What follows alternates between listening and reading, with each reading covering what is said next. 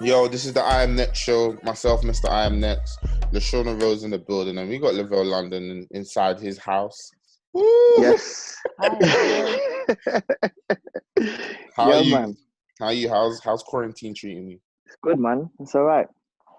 At first, it was always, it's like I've gone through different phases, innit? At first, it was calm because I'm always in my house. Then it was like I started missing my brethren. And then I came to my mum's, stayed at my mum's, and I've been there ever since. Mm. So, been there for about a month now. I feel like you've So, been yeah. you're an inside guy anyway. All I ever Yeah. see, if you're not in your studio, you're always on stage or you're inside. Inside, yeah. So that's it. I'm cool. Yeah, I'm so cool. you're not going How was your crazy. birthday? My birthday was nice, man. It was with my family, innit? So, my little sisters were here, mum, uncle. Mm, It was good. Ate some good Yeah. food, mm. presents, and that. Get me? Oh, Cute. Yeah, man. oh. Cute. I got some new forces that I ain't gonna wear nowhere. Get me? What everyone likes a bit of forces. You like forces? What Air Forces? Yeah. Yeah, my favourite shoes. they just crease bare, innit? So it's like, Yeah. Yeah, man. You have to get your size, fam, and walk light. Step Yeah. You know what I'm lightly. saying? You gotta step light. Since you got heavy foot, so Slightly. For real. lol. So what was it? Didn't you find it weird celebrating your birthday, like not being allowed to go outside and celebrating your birthday? it wasn't as weird as I thought. You know. You know what it is? I released a song on my birthday, Mm, photogenic. So I spent majority of the time just promoting that as well, replying to messages, and then there was like we had a nice breakfast, and it was cool. I was alright, to be honest. You know, mm. I was alright. Yeah, it was So cool. what's been like your positives and negatives of this so far? Positives have been that I've come closer to family, and I've got into a workout routine, although gym's closed. Whole time was London on Instagram because he's been getting me through every morning. So been doing that, got closer to family, still able to make music, you know what I'm saying, be creative and stuff. Still doing mixes for people. The negatives is obviously that the reality of the situation, you know what I'm saying? A lot of people are losing people, people are worried, people are anxious. I was definitely anxious at the beginning and I had to block out so many so many like news Mm. notifications and stuff. Like it's too much, it's getting too much. But other than that, it's all good, to be honest. I'm cool. I just miss my brethren when I go eat and that. The man then. But that's it. Yeah, you know what I mean? But that's it, really. I What about feel you, you. though, man? I've been fine. I'm not gonna lie. Recently, I literally started fasting, so it's been kind of hard. Not hard, but I just been getting a bit tired, innit? Just Yeah, because. yeah, yeah. But besides that, I've got so much stuff done. Like, I'm not really too stressed. Like, I do miss being outside. I miss the gym as well. Yeah. I miss a couple sweet ones, but that's about it. Innit? Couple sweet ones. Hey, still. Can't complain, man. Hey, still. So, how long has it been since you released Cold Summer Nights now? I released the October the 7th, something like that. So Yeah. So it's my like maths is like 5 months. 7, 8 months. Is it? No. Isn't that 5 months? November, 5. April. You said October. What's that? 6 months. May, 7 months. Is it? Yeah, isn't that nearly 7 Oh months? yeah. Yeah, that's true. About 6 months still. Yeah, definitely. Yeah, man. Do you feel like that you're putting out now is different to that, a different vibe? Nah, I think it all sits together, to be honest.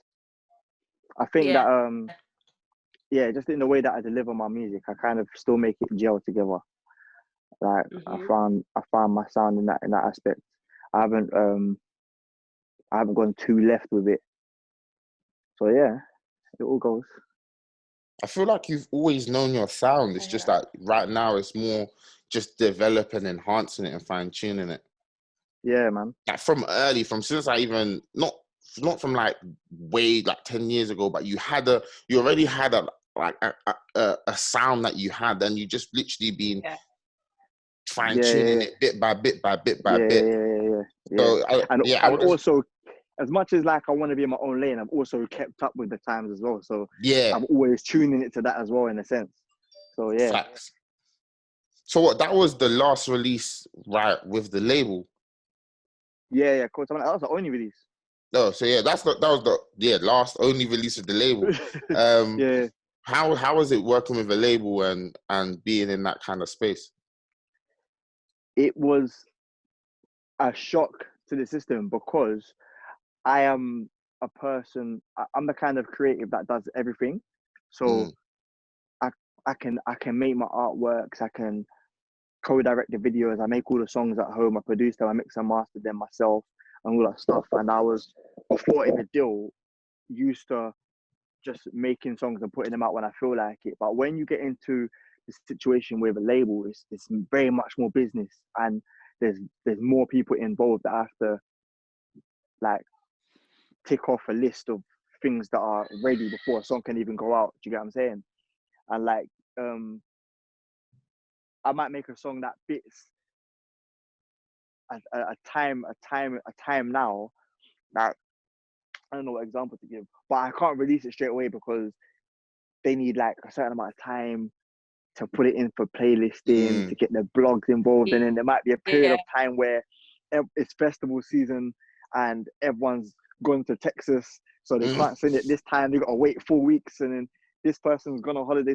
So all those little things there was like very, very. It was very testing. I had to have a lot of patience being with a label. You know what I'm saying? I did meet some good people as well in the industry, pluggers and just people that do stuff. So that was good. But I'm not gonna lie, I did look forward to being independent again. Do you know what I'm saying? Yeah, definitely. So I can feel that freedom of being a creative. Like, do you think you will sign again? If I sign again, you definitely have to assume that they know exactly what my vision is, because I think that was what was lacking for me. Do you get what I'm saying? Yeah, I needed them to know my vision, and I feel like the misunderstanding there created a certain rigidness. I don't think that we have any personal bad blood with each other, but I just think business-wise, they just think there's things that didn't connect. Yeah, so there it showed in the results. Do you get what I'm saying? But yeah, man, I can't say never, because it's business. It's business. It's going to be a time where I'm going to want things to go to a certain level, and I'm going to have to do as much as I can first before I do that again. So that's where I'm at. I feel you. Where I'm at. Publishing though, because I do write and I do produce. So that'll probably be the next thing I do if I do that. So how long have you been doing the writing side of the music as well as the producing? Because for me, I feel like you've really produced 90% of everything you've put out. Yeah. So yeah, I produced most of the stuff I put out. Writing, I've written all of my own songs. I haven't written for other people a lot, but what I have realized is that I have the ability to. But where my strength is if I know them, if I can have in-depth conversation with them and get to know them a bit, I can kind of make a song. Do you know what I'm saying? So I've been trying to practice that slowly over the years. I started doing that with my boys from a long time ago, right? Helping co-write and ghostwrite and all those things there. So I know that I can do it, but I feel like now I'm ready to like really branch into writing properly for other artists and using that talent. Yeah. Fine. Yeah, man. Don't you find yourself in situations as an engineer though, like recording with artists and then they're singing certain ways, and you're just like, no, say it this way or say this instead? Yeah. Do you ever So find yourself I'm a vocal producer. So I'm a Yeah. vocal producer. So in the sessions, I'm literally doing that. Like I'm literally trying to bring more out of the vocalist, even if it's just a rapper. Like, delivery is important for me, emotion is important for me. So I'm always trying to bring more out of artists, and that's why with my engineering, I'm attracting a lot of people that want to get into like doing melodies and stuff, because people are using the mouth of words like, yo, Levelle's the guy to go to because he understands the thing. So yeah, that's been probably my unique selling point when it comes to being an engineer, because there's loads of engineers out there. Do you know what I'm saying? But yeah, my one is I can definitely help with the vocals and that. You know what I mean? No, fire. I've been seeing that you've been working with a lot of up and coming artists, and really like I've been seeing like Levelle featuring someone I've never heard of, or someone I've never heard of featuring Levelle. And then when I go and check it, I'm like, right, they're kind of fire. And then I'm hearing Levelle elements to what they're doing. So I'm like, okay, he's really giving them like some seeds to go and plant in their garden, which is fire still. Yeah, man. Yeah, man.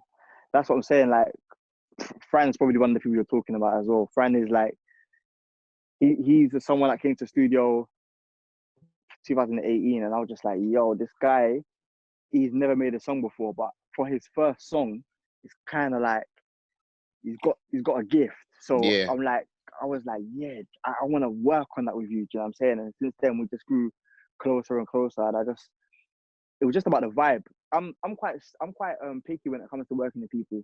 Usually, I ain't worked with a lot of people, but I'm not gonna lie. I feel like there's a lot more artists you should have worked with or should be working with.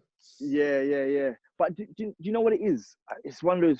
It's been like a big topic lately, man. Like, the game is the game, and it's business for a lot of people. Do you know what I'm saying? As much as the talent is there and people know who's wavy and who's the better writer or who's got the better flow, I feel like a lot of people they have their own idea of how they want their thing to look. And working with certain artists doesn't fit that unless they're doing a certain amount of numbers or they look a certain way or got a certain money. But that's not business though. That's clout. I want to disagree with you. I feel like it's very more clout based. No, I feel like it's very more clout based. Like, it's like if you got these numbers, I'm fucking with you. If you're but you know what? Right now, clout is business. Nah. Clout is business. Man. I don't think. In today's day and age, it is. Obviously, we know where we come from, and we know what this thing's really built off. Do you get what I'm saying? But in today's day, clout is business. Like, it is. People are running off numbers. Do you know what I'm saying? There's a percentage of us that don't care about that stuff and care about the quality. Wear it, and there's a percentage of people. It's the art form. It really comes down to what is made, the product. That's what I believe. Like, as much as people say that they don't care about the numbers, when they're not being heard, they're frustrated. So technically, you do. Do you know what I'm saying? Like, exactly. Yeah. Now, I feel you. There needs to be a balance, 100%. But then it also comes down to other things that people really forget about: campaigns, the actual art form, the product, the packaging, the release, your whole strategy. People just be dropping music like in a time where everyone's in a room screaming. Do you know what I mean? So it's like you're not really trying to show your uniqueness with the sound or the craft that you're producing. Yeah. But that's why I think as well, people need teams. People do need teams. 100% because there's someone like, for example, someone like yourself that might have that type of wisdom and knowledge that the other person won't. Do you get what I'm saying? And then you know, everyone can together make this thing be heard like how it deserves to be. Do you get what I'm saying? A lot of artists don't have enough. They come to my studio and I have all the conversations all the time. People don't know anything. Even the most simplest things, you'll think, bruv, that's cash. They'll be like, what? Like, you can pay and get your Instagram post seen. You're like, bruv, that's been there from. But people don't know. Do you get what I'm saying? So and I feel like as well, like, people don't want to accept the behind the scenes role as well. Like, there's not enough people who want to be the centre back, the left mid. Do you get what I mean? These men always want to be the striker. I want to be the forefront. They want the clout. Yeah. Back to clout again, exactly. Back to clout again. But really and truly, it's like the main thing for any artist though is to have a team of people that genuinely fuck with your music and care about you and want and have the same vision. Do you know what I'm saying? Yeah. If you don't have the same vision, or if you don't care enough about the sound, then you're gonna get misled somewhere. Do you know what I'm saying? Yeah, it's like the streets. You just gotta have your gang in it. You gotta have your guys that you roll with, your diehards that are down for the cause to do what needs to be done to make sure you don't get the guac in it done. But not everyone has that, man. Yeah, man. But it's life, man. I'm not gonna lie. It's hard. I feel like it's harder in the UK because we just got this. Like, but without people realizing we actually just got to where we are. Like, do you get what I mean? Yeah. Like, don't get me wrong. Like, it may have taken like 5 years, but 5 years is nothing to like cities like America or countries like America where they've been doing this. They've been I think pushing out artists at high standard and a high caliber. Yeah. Do you get what I mean? They've been spitting them out for fun. You see, I don't even think it's because the UK have been doing that, but it's just not on our scene. Not to that level. Never to that level. It's not on our scene. That's all it is. Like, it's just not been on our scene. Like, you got to think about it. So like that. Yeah, exactly. That's what I was about to say. You got to think about it. The UK, before urban became it was more or less you're getting Jedward and Susan Boyles and all of these guys top tier. I think that we created a scene. I think we've created a scene now where the quote unquote urban music is now become pop now. In whatever form it is. Do you get what I'm saying? And I think, like, when I went to America, one thing I did notice the difference was straight away was how welcoming people that have a bit of position are to anybody. They're welcome. They will have meetings with you. They'll go studio with you. They want to hear it. They want to hear it. They want to work with you. Whereas over here, we have this kind of attitude where it's like, but I don't know you though. I don't want to put you on. I don't want to. I don't want to give you the light that I have because I don't want to get taken away from me. Whereas over there, they're like, "Yo, you get it? And let's work." Levelle, man, you're hitting nails on the head. That's what it is. It's like we care about being too accessible. We care too much about that shit. Way too much. The only thing you can leave behind is your reputation. You know, literally. Yeah. So if your reputation is for something like, oh yeah, he put me on, he made time for me, he put me in the studio, he listened to me, then why wouldn't we do that? That's what we've done wrong. 100%.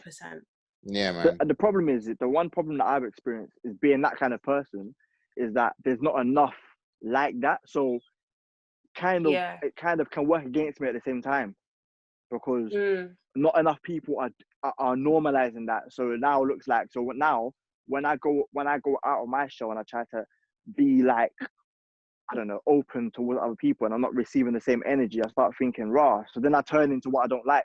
You know what I'm saying? Yeah. Where you really just gotta like bite your tongue and just give it all. Yeah.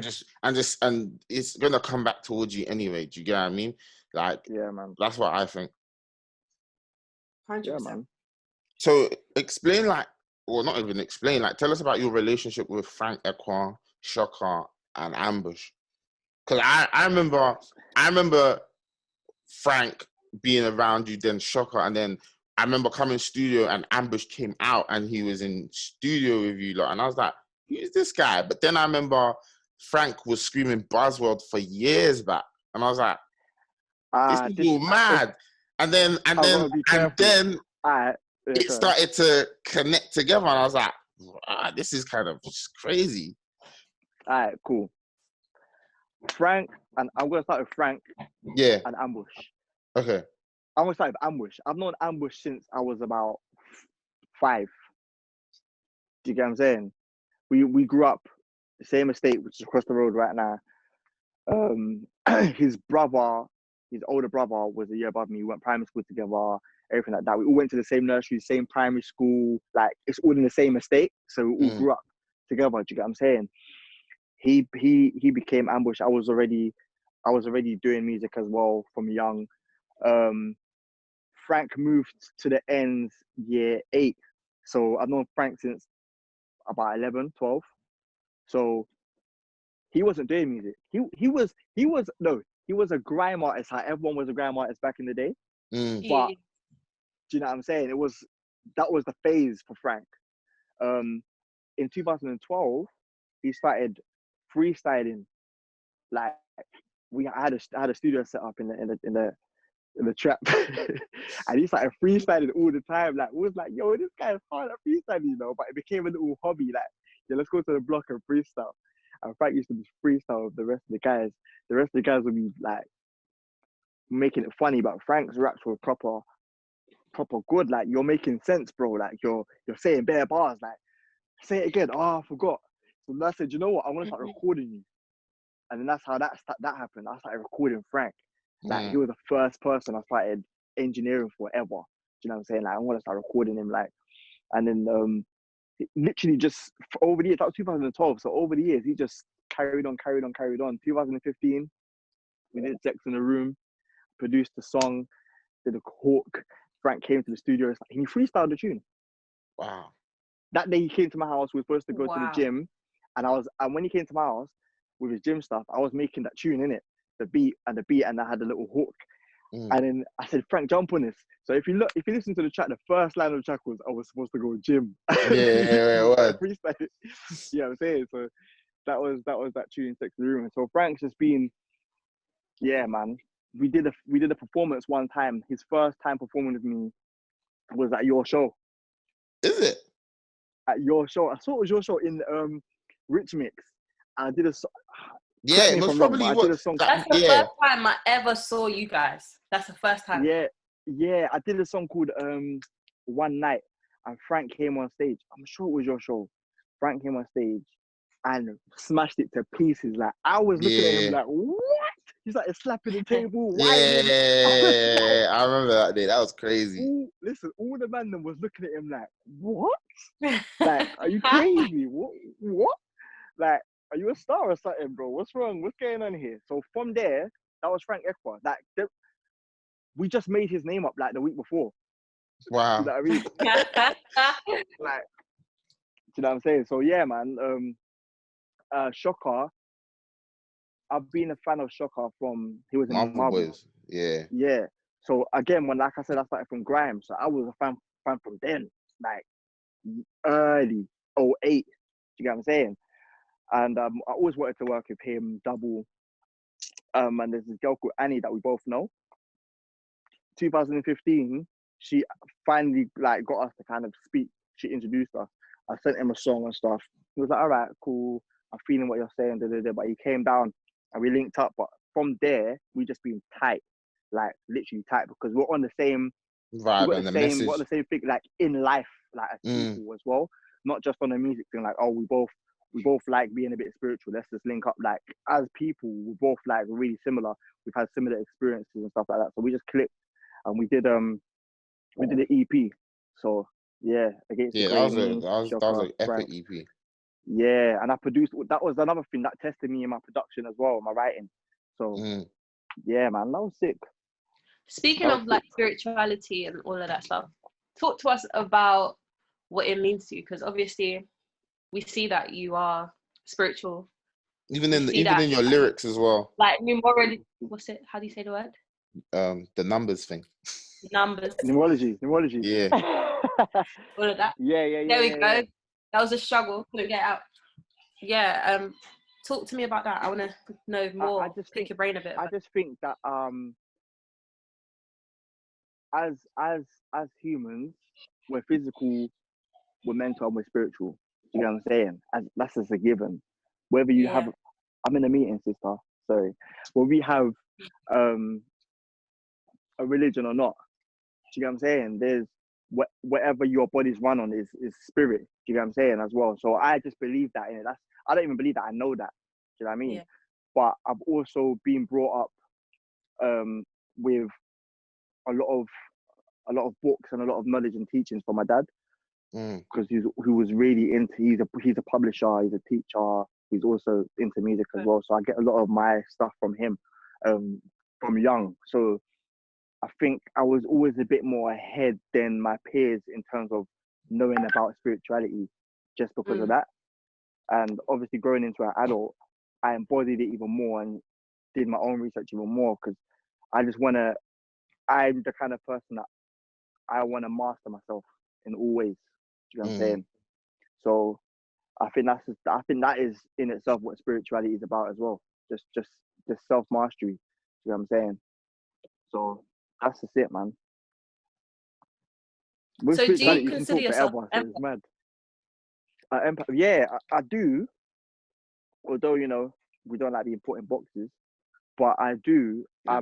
I put it out there just so that people can gain a level of understanding about who I am. And You know what I'm saying? Just a little bit, yeah, just a bit of an understanding. Okay, he's this kind of person. You know what I'm saying? I'm highly sensitive to energies. I can feel people's emotions. I can read things differently, all that stuff. So I put the empath stuff out there. I had a thought and feeling about being an empath one time, and I was like typing in on Google what are traits of an empath, innit, so I can see exactly what it is. And then as soon as I said that out loud, I was like, yo, that means something. So I made my whole next project called Traits of an Empath. Yeah. You know what I'm saying? So like, you know, that was then, and I think since then my journey in music and in spirituality is even enhanced because I've put it out there more, and I've like attracted more of that stuff to myself, innit? Yeah. So who's 22 auras? Like, what's that? 22 auras. That's all my auras, and plus it actually reads as Taurus. Oh, Yeah. it does as well. Yeah. Yeah. Yeah, I'm like looking at it like, Yeah, it reads as Taurus. So it's Taurus with 22 auras. You know what I'm saying? One time I was having a conversation with Ambush, actually, another artist called Bunny, and we were just on the phone talking about a name change. You know what I'm saying? Because I was like, there's an energy that I'm trying to embody, but I feel like the Levelle London doesn't have this ring that I want it to have. And Bush is like, yeah, I've been trying to say that to you for years. And so we're just having this funny conversation, trying to figure of weird names that I can call myself. And then Bonnie came up with Taurus, because I'm always calling myself a Taurus and stuff like that. And then I thought, you know what? I can work with that. So by then, I already realized that where I produce and I engineer and I do the writing and stuff, I can create an alter ego, so I can like run that on that side there. But also at the first time I made it was also because there's a certain energy I get from the name, so it was helping me write a certain types of music, some type of lyrics. So that's where the Taurus thing came from. But yeah, the auras as well. It's just back to that whole spirituality thing, innit? Yeah. Yeah, I feel you. So would you say you're the definition of a Taurus?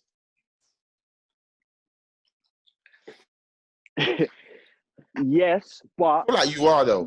Just knowing you, I am. Yeah, like, I am. But with my mum, environmental changes.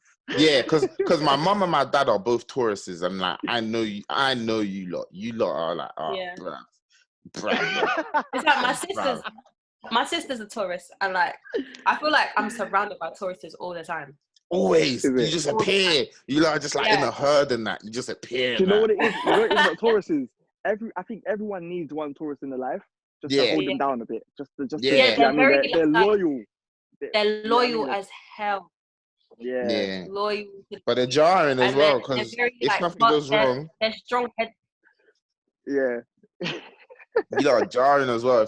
You lot nag though. You lot love to nag. I know that. Bear. Do you know why? Do you know why Taurus love to nag? Yeah, because we see things before they happen, and we're trying to show you. No, you lot just want to keep saying it. Show you. You think we aren't listening, so you just keep yeah. No, it's true. Do you know what? My sister sees everything before it happens. She'll say it to me, and then when it hits me, she's just like, "Well, what did you expect?" Kind of thing. Yeah, I started calling my mum a witch because she used to say things, and bam, it just happens. And then she looks at me and she's like, "What? So I'm a witch now?" I'm like, "Yeah." So I want to touch on working with Ling Hustle. Obviously, she's been doing her thing. I feel like this fight is finally taken to her. Yeah. So what was that? What was that like? She's dope, man. With Ling Hustle, I saw her. I feel like I first ever heard of her on an artist called Six VI. Yeah, the track called Fake Love, and she was singing the hook, and I was instantly hooked on her voice. I was like, yo, this girl is cold.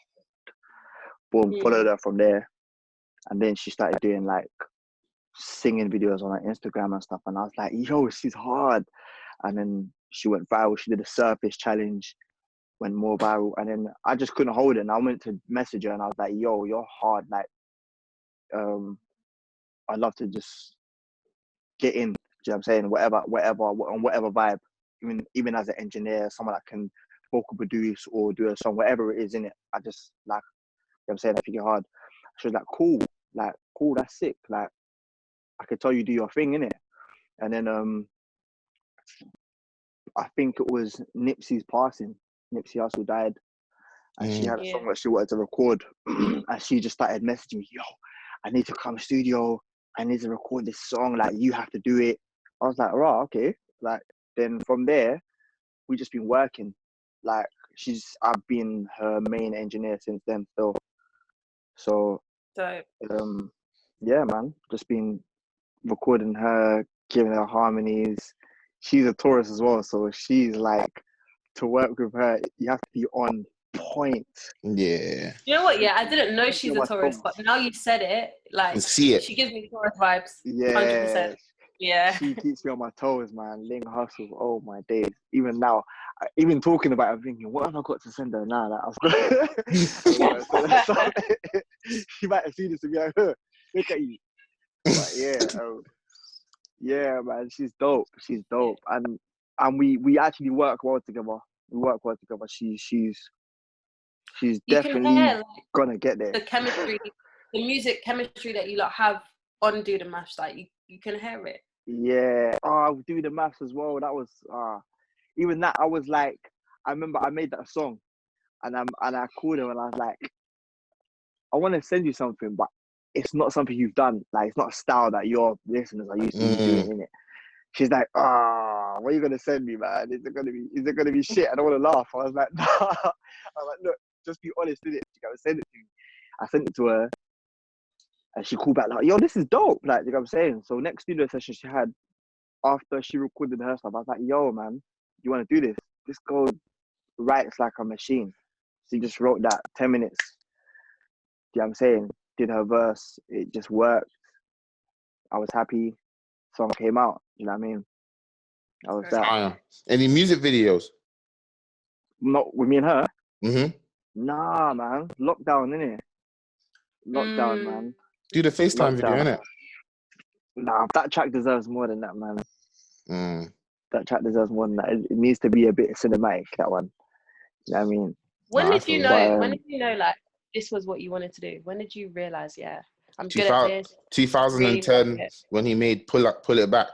Oh, you need to stop that! Jerk song, man. Sometimes jerking was in, and I was jerking in blue skinny jeans, bro. 2010, when he made Pull It Back. I was a marketing genius back in the day, man. Trust me. I knew what to do. Anyway, my mom took me to a Justin Timberlake concert when I was in year 6 or year 5, because I was banging out his album every day, like singing.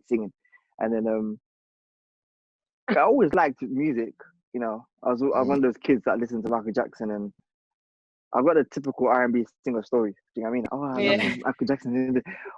But seriously, when I went to Justin Timberlake's concert, I was like gobsmacked at what the hell was going on. Bare people, big stage, lights. This guy's dancing in real time, singing. He was beatboxing. I was just like, yo, like, this is it. And then year 7, I went to Usher concert, and that was it. That just nailed in the coffin. That's me. Yeah, and my end of the thing is, the weird thing that's happened in my life. Every time I've gone to a concert, I've had an epic performance straight after.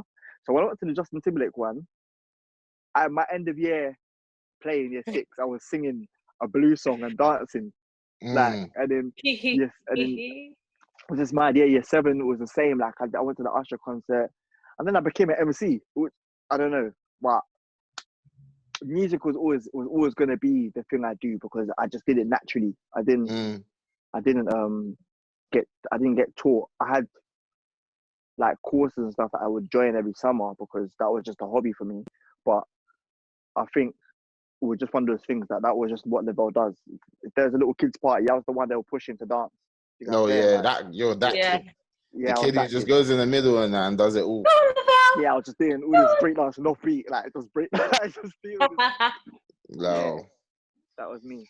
So Mm. yeah, So man. what are 3 influential albums that shaped you? Do you know what? Do you know why that's such a difficult question? Because I feel like I've reinvented so many times. Do you get what I'm saying? Like I've had different phases. Like when I first started making R&B music, it was very much the slow jams. It was very much Usher, Trey songs.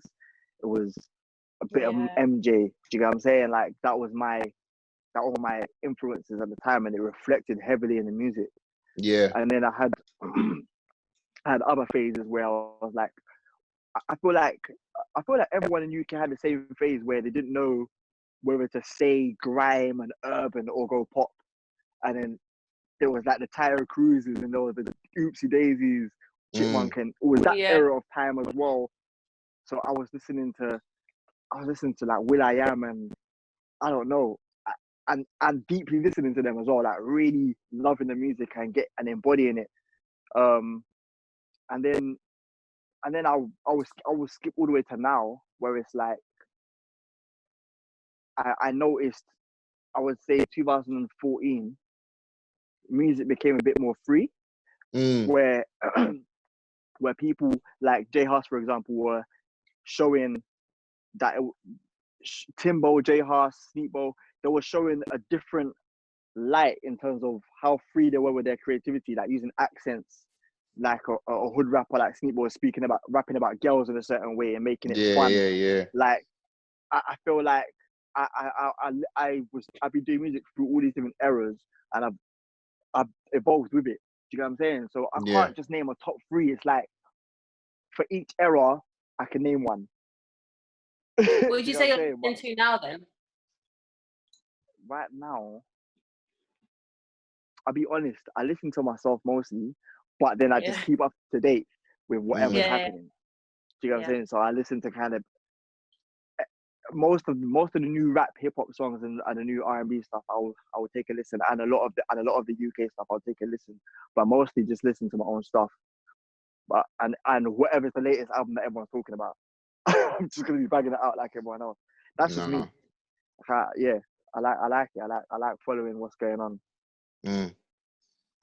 What's your thoughts on the R&B scene and where it's at right now and where it should be? Because I feel like I've had this conversation with you and like on a number of times. But what's your current thoughts like right now? Because I feel like there's been a very big development from where it was, and there's still a lot that needs to happen for where it needs to go. Obviously, having people like LMA cut through Angel in the beginning, then you can kind of say, what's his name? I just forgot his name. I'm about to say David Guetta for some reason, not him. Well, what's his name again? And he just came back. Loic. Nah, the old school guy, and he did garage and that. And Craig David. Yeah. Craig David. Do you get what I mean? You know what? I don't just David and Dave Craig. Do you get David? Craig David? Yeah. Yeah, I get it. Anyway, look, this is what I think. I think that everything happens in cycles. Like I just believe in this nature of things happening. I feel like as much as you name all these people that's breaking through and stuff, it's not gonna happen until it's meant to happen anyway. So like I said, I've been about through so many of the different eras and different trends of what's popping. I remember the last era of R&B music was like the last when Trey Songz was doing Pain Pleasure and all that stuff, and Chris Brown was doing Fame. That was the last bit of R&B that we was like in the charts and really there for me. But that's what from my perspective, that was the last wave of proper R&B being prominent in the game, innit? And naturally, everything's gonna have its time. And I feel like now we're reaching a time where things are sparking. People are now yearning for that feeling of music that they haven't got for a lot of years. Yeah, like, it's the feeling, it's the emotion. It's the People feeling, want yeah, the it's a emotion. nostalgia. Yeah, it's a nostalgia. So like, even for example, Normani, yeah, for me that was a moment that showed me as an R&B listener and someone that makes R&B, like, raw.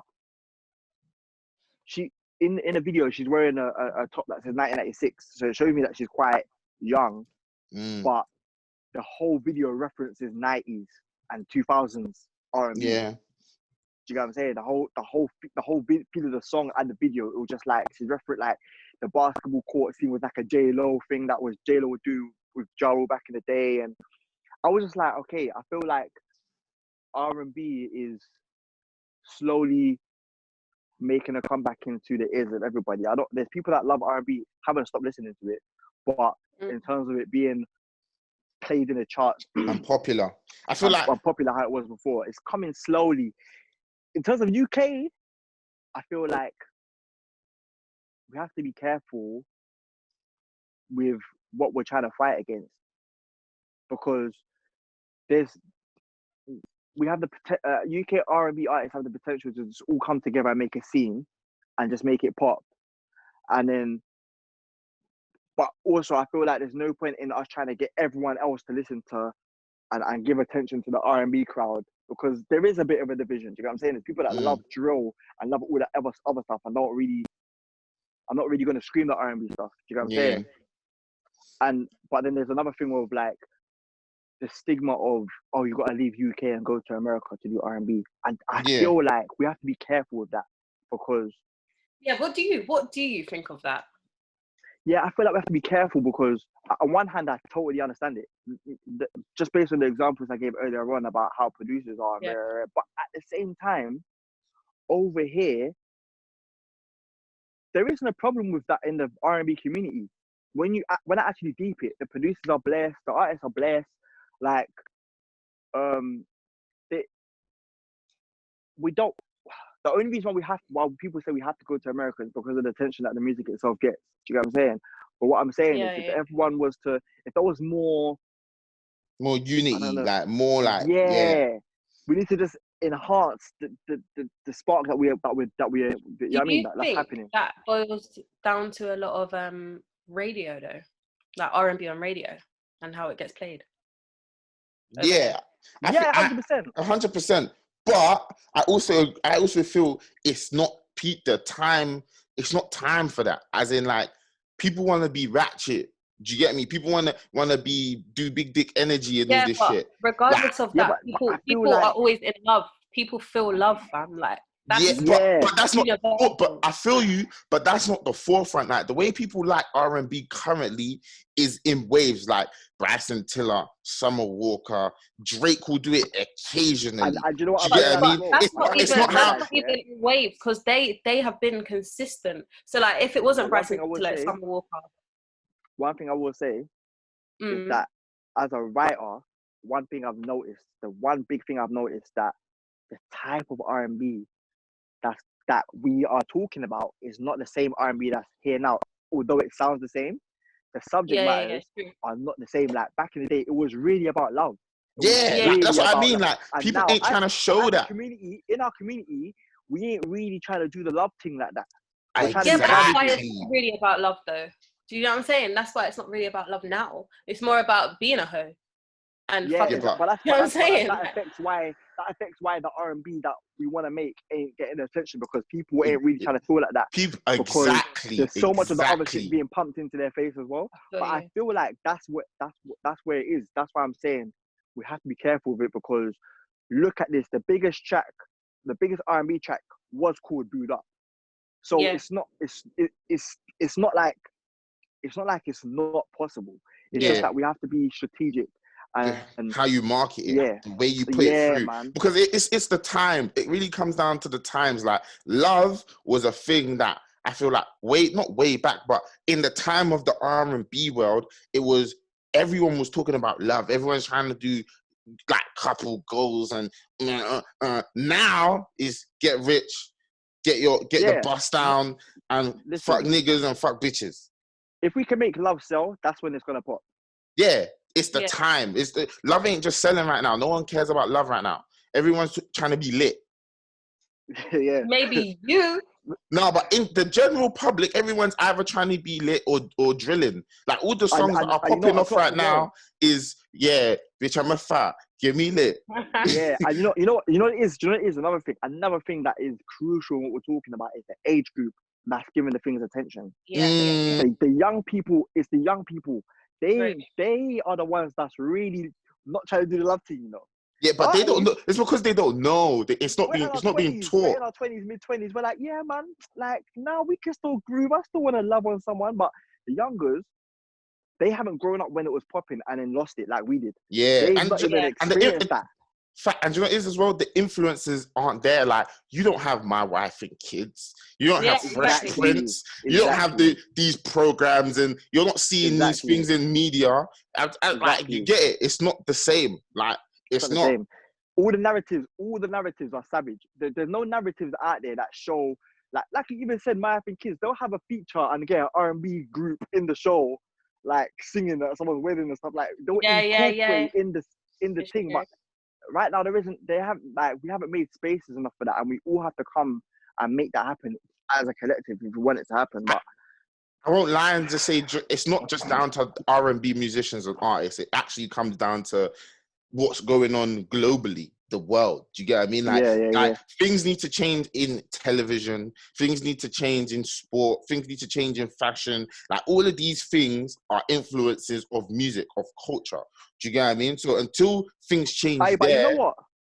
I feel like this whole lockdown thing is gonna make that change, you know? It is. Everyone needs a hug and needs some love. Yeah, man. Yeah, but you know what it is? Someone just need. But you know what it is? We just need the peak out. Like, all the R&B people just need to be dropping. But I feel like as soon as winter comes, that's when the real interjection needs to happen. Yeah. Mascot needs to come out of jail and make a love tune. That's what he needs to do. Hey, when Mascot went to jail, everything changed, bro. I'm just saying, didn't it? Yeah, I'm not gonna lie. Like, that was crazy times. Everything changed, bro. Like, crazy times. We were dancing together in the club. You get what I'm saying? It was all cushy. And you know what I mean? It was all different. Now, it was just different. Nah, I feel you. Yeah, man. You got to wrap up soon though, Levelle, though. So yeah, man. I got 2 questions for you. I got maybe 3 max. Work going on the Gecko tour, how was that? And also, what's your relationship with John Boyega? Because I see you with him as well. Gecko tour. Okay, so I'm my manager, Shakayla. She was working with someone that was working as an A&R for Gecko, and I wanted to get a song to him. I got the song to him. Him and his manager loved it. Then we heard that they was doing a show in Birmingham, December 2018. And then it was like, why don't we try to get Levelle to like support the show, innit? Do you know what I'm saying? Your concert thing, innit? So then he was like, yeah, cool. So I ended up performing in Birmingham, opening up for him, and that was the first time I ever met him. And the feedback was crazy.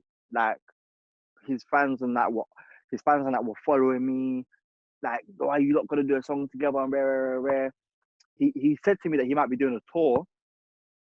And I was like, oh, that would be sick, man. I would love to support that too. Obviously, I'm gonna forget me. But then when he announced the tour now, they didn't say that I was on it or anything like that. But the same people that saw me in Birmingham was atting him like, yo, is Levelle gonna be on the tour? You know what I'm saying? Like, is he coming back? Is he coming back? Rare. And I was like, raw, like, I'm not even asking them to do this. You know, no one's there. Like, so his manager got back to us like, yeah, you can join the tour. Like, you can join the tour from like all these dates. So it was a bit mad because we had to pattern our own travel, and that it happens a lot of the time when people are supporting, and I'm saying, but that was like a whole experience in itself, just like having to be my own little tour manager. And pattern, like, it was just crazy. Like, can I pay for a DJ to come the whole way? Like, who else is coming up? Are we gonna stay over in that city, pay for a hotel, if people are gonna come, who's gonna go home, am I driving? Like, it was all that stuff as well. Anything to do with being on, anything other than being on stage was so intense and kind of stressful. But as soon as I got on the stage, it was like magic. It was like I could like this is what I can live off. Do you get what I'm saying? Like, I can do this forever. But I definitely would say that again, you just need a sick team, because the more levels you go, the more it's like more levels, more devils. Do you get what I'm saying? Like, you definitely need a team when you do those kind of things. Like, the experience was sick, and it taught me a lot. But Gecko's fan base is crazy. Like, he will be doing so many songs, and everyone in the crowd. He's one of them artists that don't need to sing at his shows. They sing for him. Like, it's mad. Like, I don't know. Everyone that's got this idea, whatever idea you had of Gecko, if you go to one of his shows, you'll be thinking, rah, like this guy's actually a bit of a star here. Like, it's mad. Yeah, it was mad. I was like, I definitely gained a respect for him after that tour, man. He's a cool guy. He's a cool guy still. He's got 6 fans. But yeah, man. What else did you ask again? John, but yeah. John, me and him went to the same school. I met him in year 7, and me and John had a funny journey in school, because he wasn't necessarily one of the guys. You get what I'm saying? Yeah. He was one of the guys, but he wasn't one of the guys. You know what I'm saying?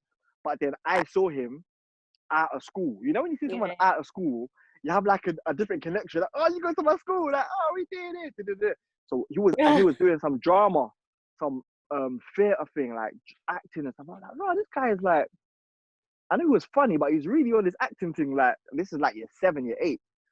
So from there, we had like grew like a little bit of a friendship where we'll talk. We'll talk in certain classes, and then the rest of the time was just like there was a bit of a separation. But then towards the end of school, we became so tight, like no one could separate us. Like, we were bare tight.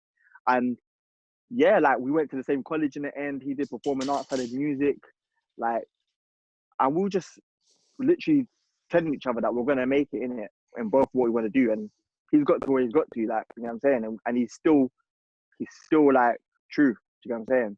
We're still tight. We still talk almost every day. You know what I mean? So that's just it. It's a real friendship. It's a real friendship. Yeah, man. All right. So what's coming up next for you? What's coming up next for anyone, man?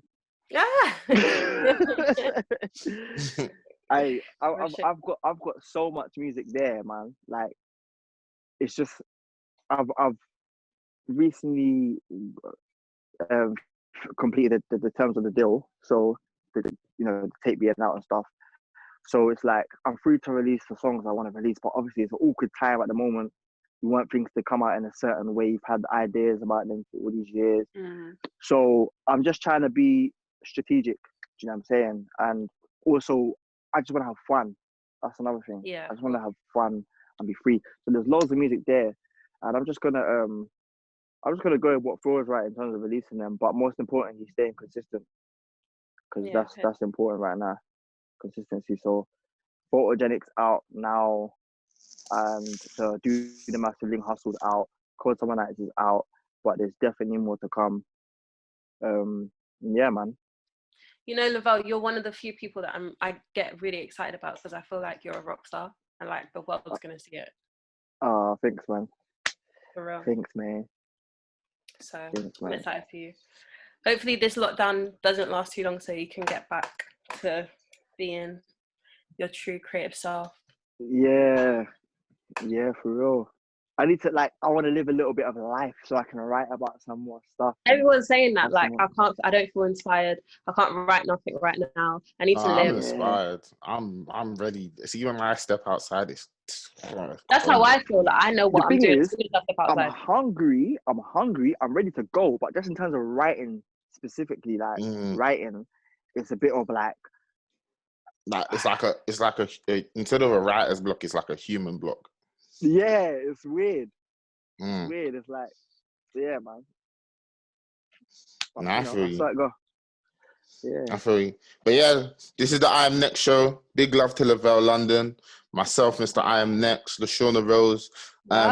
Make sure you like, share, and subscribe, and follow the journey, man. We're gonna keep coming with more. That's it. Thanks for having me, man. It's crazy.